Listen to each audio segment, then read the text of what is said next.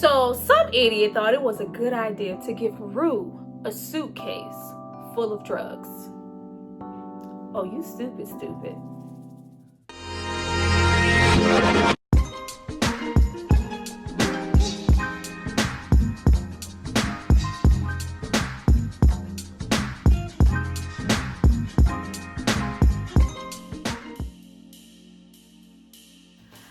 Hi you guys, welcome back to my channel. It's Tyra here with another struggle review, here to discuss Euphoria season 2 episode 3, Big and Little Bullies. Now before we get into everybody just making me hot this episode, everybody just made me hot this episode. I need you guys to drop down and subscribe to my channel and like this video. I'm going to give you guys a moment to do that, and then we're going to come back and discuss all things Ashtray. Ashtray will forever be my homie. Ashtray is literally the youngest one here, and he has all the sense. What happened to everybody else? Team Ashtray all day long. Go back.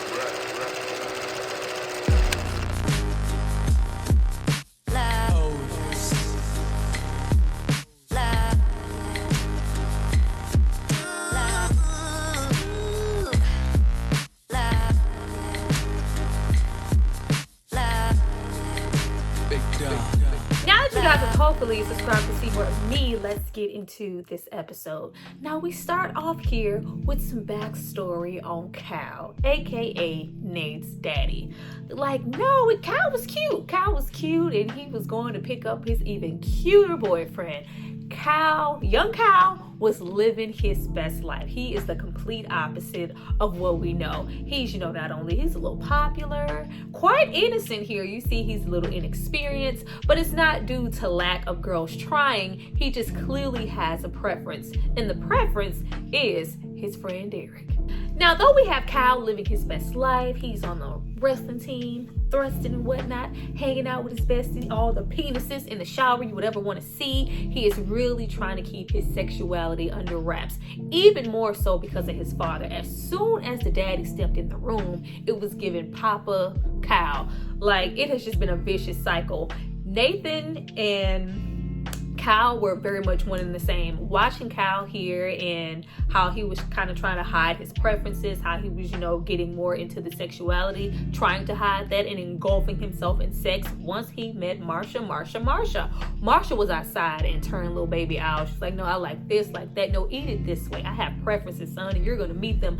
Very sexual. So much so that he's into it, but I think that he was just so much into it because it was new. He didn't have any experience prior to that. But even with Marsha putting all the sex in his face, it still wasn't enough. But daddy was very much giving, don't bring any of that in my house. I don't know what's going on between you two, but you better break it up. Better yet, go get a girlfriend, because not my son. It's very much giving Cal, like, the cycle needs to end. Everybody just needs to come out the closet. Now, I thought here that we might get Cal, make sexual advances at his friend, try to come on to him, and he tells him no, and this may be the thing that absolutely broke his heart.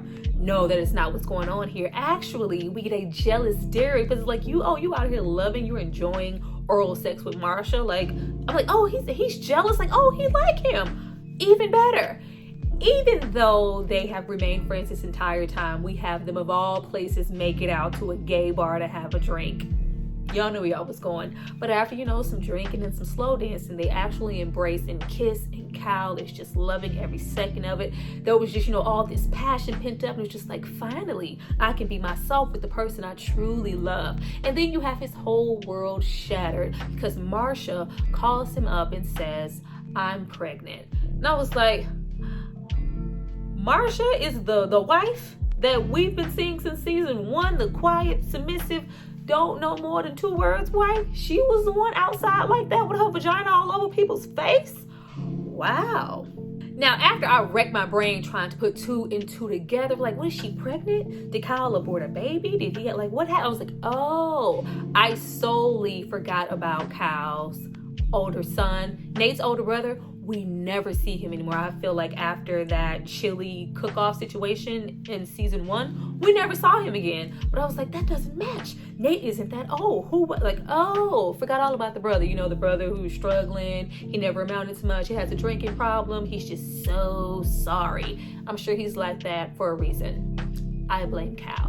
And then right after that, we get into Rue's lecture about how to get away with being a drug addict, aka how many times do I have to tell y'all to get rid of Rue's ass? Rue needs to go. Rue made me so mad in that scene. Like, clearly she is off her rocker. She's singing, loving herself, twirling, about to hunch freak nasty with a pillow, living her best life, and Gia notices. I know this behavior. I know what's going on. Like, I'm not dealing with this again. Like, I'm not giving you another moment for me to walk in on you overdose. I can't take it.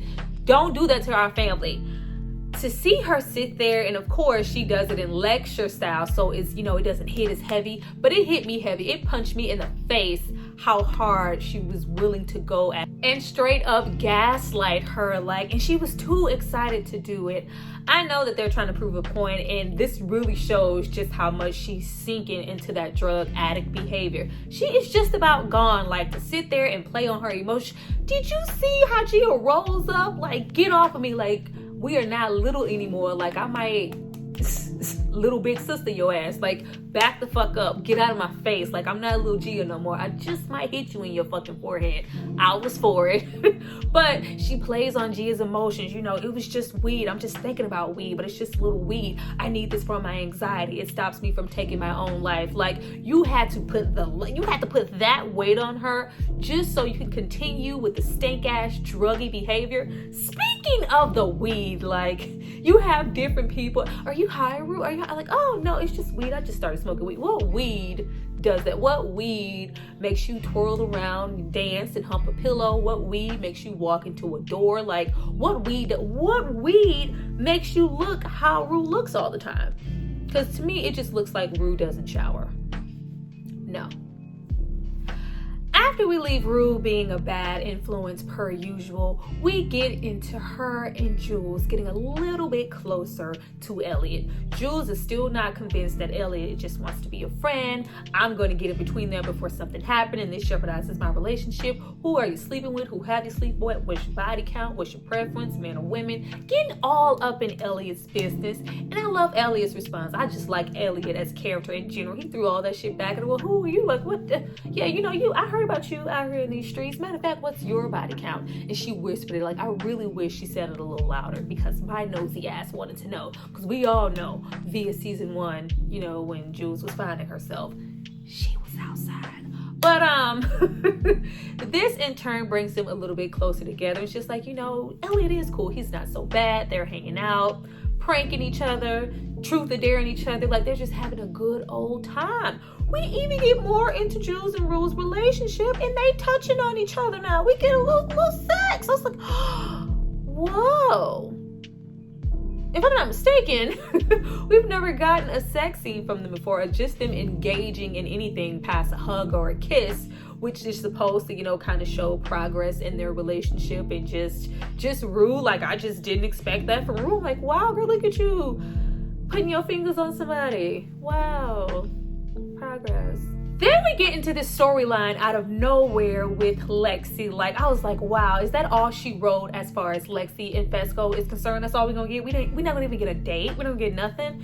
Just like, yeah, from, you know, that last experience with Kyle, Lexi learned something about herself. She's not only passive, but she's not, you know, the one that goes and warns anybody. She's an observer.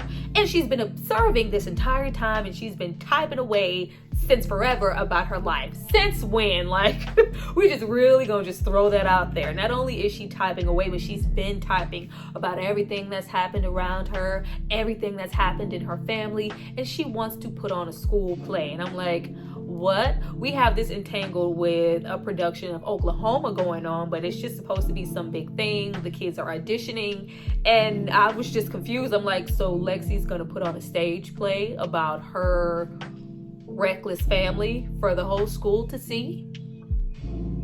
Okay. Now we also get into dumbass Cassie this episode. I really don't want her name to be Dumbass Cassie, but girl, give me something to work with. I have realized that my expectations for Cassie are a bit too high at this point.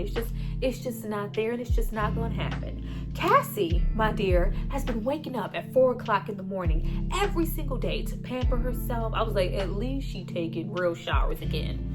You know, she's showering, she's scrubbing, rolling, nipping, tucking, all of this self-care. She's just obsessed with it at this point, just to make herself beautiful and alluring and lustful. For who?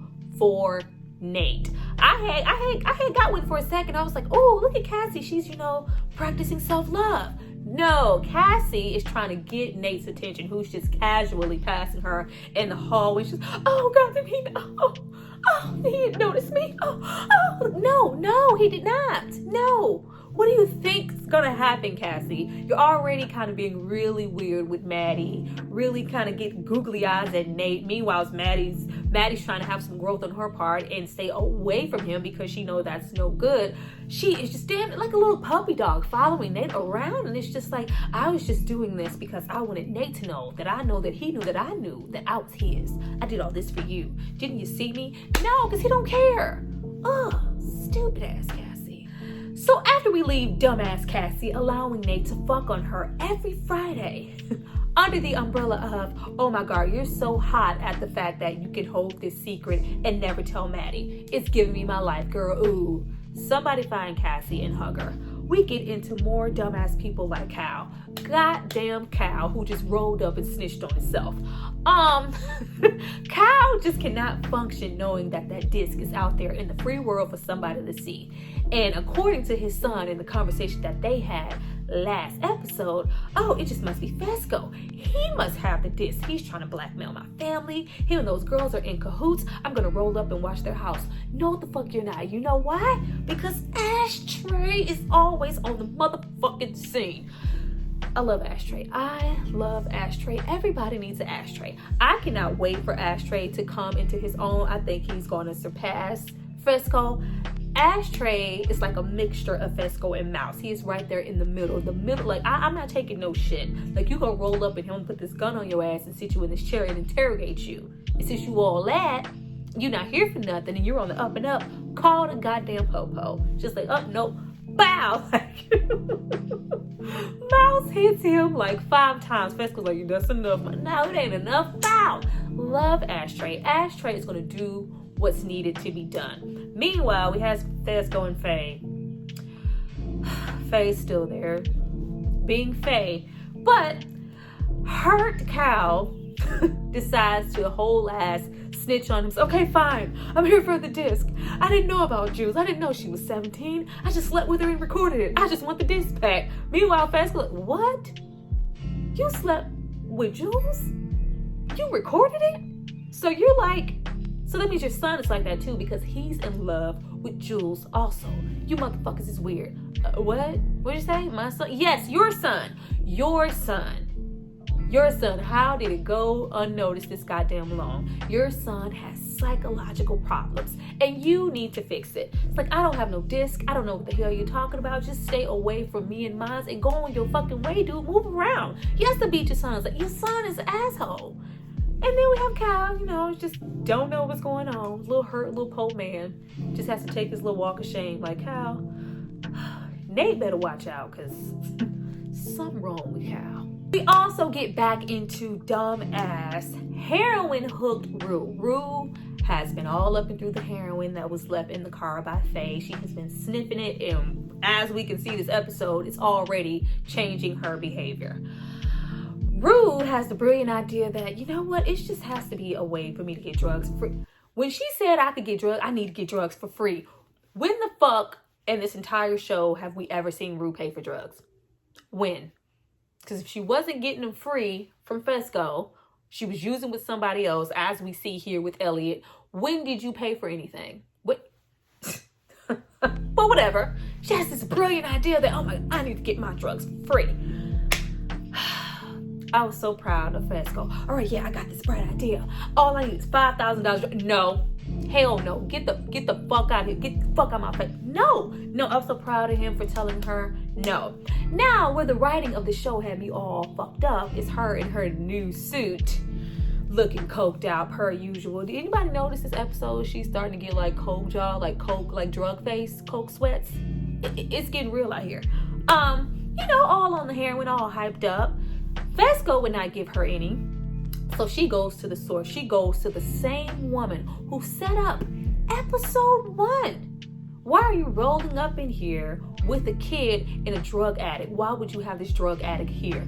You actually trust her. It's like, that's my family. I trust her with my life. But she acknowledged the fact that Rue was a drug addict and she had never even met her. You thought it was an okay idea for this same drug addict to sell for you. Where was that gonna make sense? We have the same woman even offering to get you a 50K case. Like, oh no, that's too much. Can we start with a 10K? And I'm gonna have my friends who are Ivy League and have so much to jeopardize that if they happen to get popped, there will be no snitching, and we'll run the operation, pay them $500, $1,000 a week, and I'm gonna be this big mogul selling drugs at the high school. Rue, the drug addict, the crackhead, the junkie.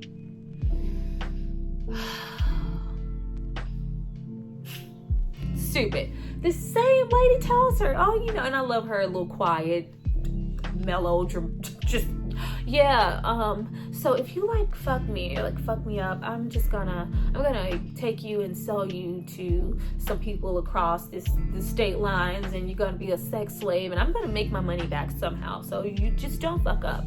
I mean it. Just like, oh, okay. Takes the suit, because we don't have a car to put all these drugs in. So she's on her bike, making my way downtown, walking fast, faces passing, I'm homebound,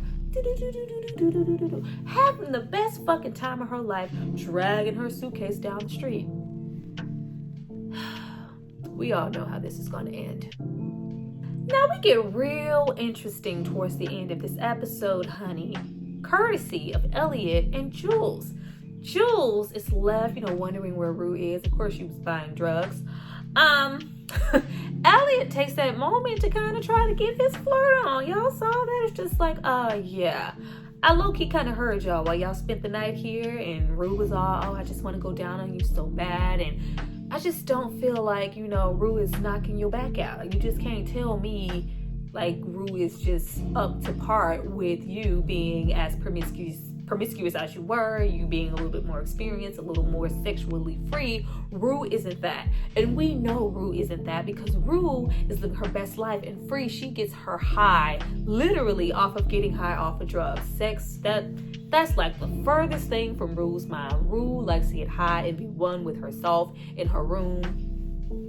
That's where she gets her life. So she's not going to be the most sexual person. That's not her preference. We got Juice I mean, she...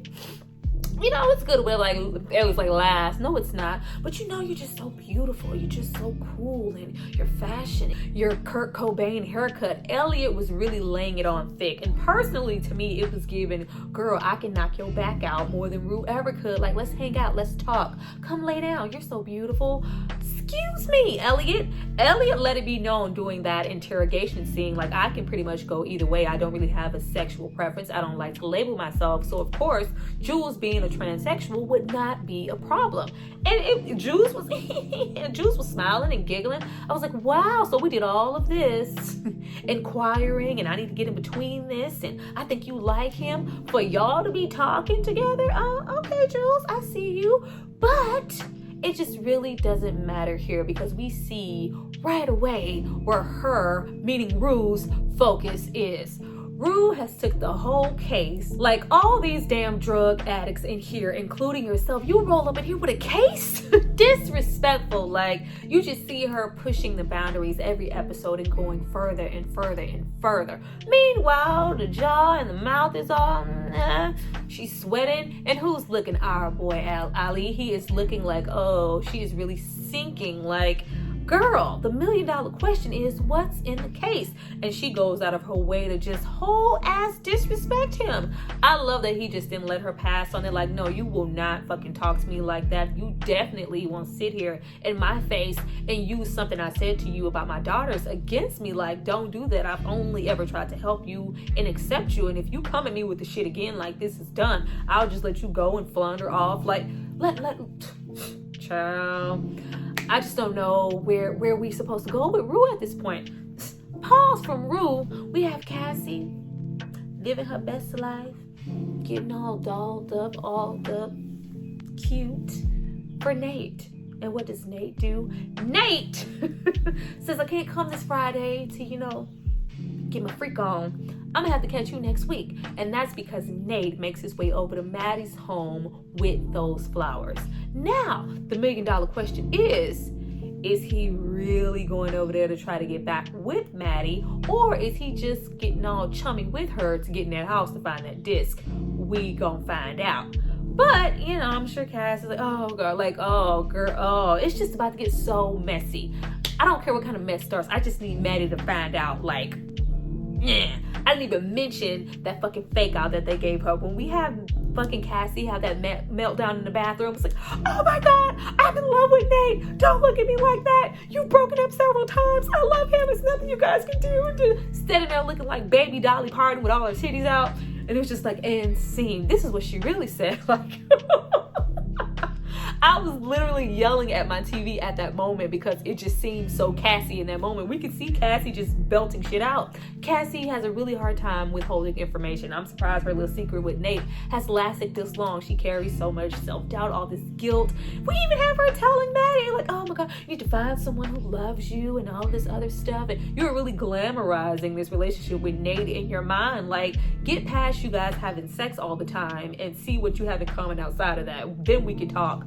But, he's bringing her those flowers. We will see what happens with that. But, Rue's poor mama. She's like, yeah, you got on my suit. Yeah, I was auditioning for, Oklahoma. You were not. Oh, yeah, that's Rue. She's doing well. I'm so proud of her. No, she's not. Take Rue's fucking door off the hinges. Rue wouldn't have a door. Rue, I would really literally be up Rue's ass with all the things that she have done. Like, Rue has too much freedom. Like, I'm so proud of her. Like, she is really going to break her mother's heart when she realizes that not only, that she's using, but she never really stopped. But what does Rue do right away with her $1 million briefcase? She goes and puts a little bit in her mouth. She's like, yeah, okay. So you're just going to taste a little bit? That's how it starts. When you get high on your own supply, you taste a little bit. And it's a lot of it. Like, this is going to end so wrong. And Missy made it very clear what she would do if you fuck over her. Somebody save Rue, because it's not going to be me. I don't like it. Well, you guys, that was my review for Euphoria Season 2, Episode 3. I hope you enjoyed it. Please drop down and tell me what you thought about this episode. I thought we spent a whole lot of time with Cal in the beginning of this episode, which I did not expect. But it was, warranted with all the trauma that poor Cal carries. We needed to devote a little time to his backstory. But I'm really looking forward to Episode 4 because I think it's going to slap with where we left off here. Like, I just cannot wait. Because somebody just whisper it to Maddie, tell them that they're sleeping together so Maddie and McKay can find out, because I'm waiting for the drama. I'm living for the mess. I want to see. I also want to see what the Rue is going to do with this case of drugs. Like, is it even going to leave your room? Are you going to really try to distribute? What you going to do with it? Who are these Ivy Leaguers that are going to sell for you? You don't have no friends? What? You know what? Well, we will see. I see you guys next time for Episode 4. Bye.